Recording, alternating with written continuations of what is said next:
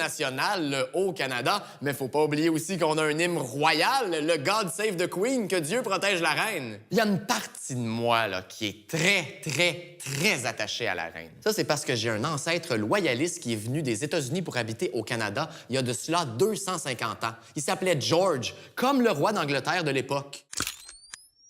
Là, je mets des gants, hein, parce que c'est très important. Selon les spécialistes de l'étiquette et des bonnes manières, on ne peut pas toucher au roi ou à la reine, même si on a du désinfectant à portée de main. Et si jamais tu manges avec elle puis qu'elle a déjà fini de manger, ben faut que tu arrêtes de manger, c'est fini, tu peux pas continuer ton roast beef. Et surtout, très important, on ne peut pas l'apostropher pour y poser une question. Faut attendre que ce soit elle qui nous adresse la parole.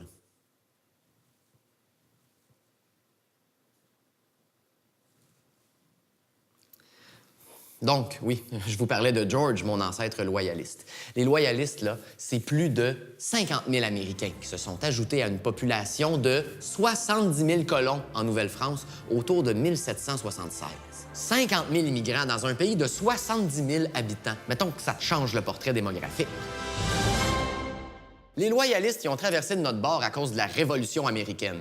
Les États-Unis étaient tannés d'être soumis à l'Angleterre. États-Unis puis soumis, tu vois bien que ça va pas ensemble. Sauf que dans le lot, il y en avait plusieurs qui appelaient pas ça de la soumission, ils appelaient ça de la loyauté, comme nous au Canada. Alors, au lieu de cracher sur la couronne d'Angleterre, pardonnez-moi madame, ils ont préféré s'en venir chez nous, au Canada. Une maudite chance qu'on n'avait pas construit un mur à la frontière.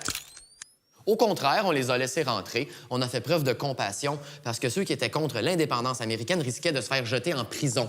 Et entre vous et moi, avec ce qu'on mange en prison, tu veux pas aller là. Il y avait quand même des Anglais sur le territoire actuel du Canada avant que ne traversent les loyalistes. La première colonie anglaise a été fondée à Cooper's Cove, sur l'île de Terre-Neuve. Le fondateur s'appelait John Guy. Traduit en bilingue, ça se dit Jean-Guy. Oui, Jean-Guy, c'est tout. Je trouve juste ça drôle de dire Jean-Guy. Il y a aussi des Anglais qui ont exploré le grand nord de l'Amérique du Nord, dont l'immense région de la baie du Tson. En 1670, Médard Chouard des Groseilliers et Pierre-Esprit Radisson, bon, ça sonne pas anglais pour une scène, vous allez me dire, Médard Chouard des Groseilliers et Rock Spirit Radisson ont convaincu le prince Rupert du Rhin, Rhin comme le fleuve, là, pas l'organe qu'on donne. Bref, 2 coureurs des bois canadiens-français ont convaincu un noble administrateur des colonies britanniques de fonder la Compagnie de la baie du Tson. Bon, pourquoi se casser le bicycle pour aller si creux dans le bois? Pour y troquer de la fourrure de castor sur les rivières qui se jettent dans la baie. Donc, à l'époque, c'était tout ça, la Compagnie de la baie du Tson. Imaginez ça rien qu'une seconde. Hein. L'ancêtre de votre magasin La Baie, là, avant, c'était une compagnie qui était propriétaire d'un territoire grand comme le tiers du Canada. Hey, c'était quelque chose, aller chez La Baie dans ce temps-là. Il était une fois Gilles, un bonhomme sympathique et ponctuel, mais qui était un peu frileux. Le rigoureux hiver lui glaçant la couenne, il s'était lancé à la recherche du labé le plus proche pour s'y procurer une des fameuses couvertures de laine à barres emblématiques du magasin. Une fois les pieds dans la boutique, il entreprend une marche de plusieurs semaines dans les interminables allées de vêtements presque à la mode pour retrouver les caisses qui se trouvaient à l'autre bout du monde. Heureusement qu'il y avait de la literie et des oreillers pour dormir un peu partout sur le plancher tout au long de son trajet.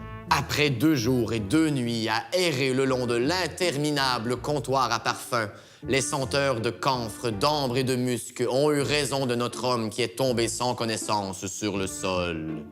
Quand il s'est réveillé, il n'était plus au beau milieu du territoire sauvage qui appartenait autrefois à la Compagnie de la baie du Tson, mais au beau milieu d'une démonstration de maquillage au labé du centre-ville. Ce qui n'est pas nécessairement mieux, surtout pour l'orgueil. Cette histoire était dans les tranches de vie du Paris Match, une publication enrichissante dans laquelle on peut aussi lire un article sur notre reine Élisabeth II et sa grande passion pour les chevaux. Écoutez, à 91 ans, elle chevauche toujours. Cré bébête.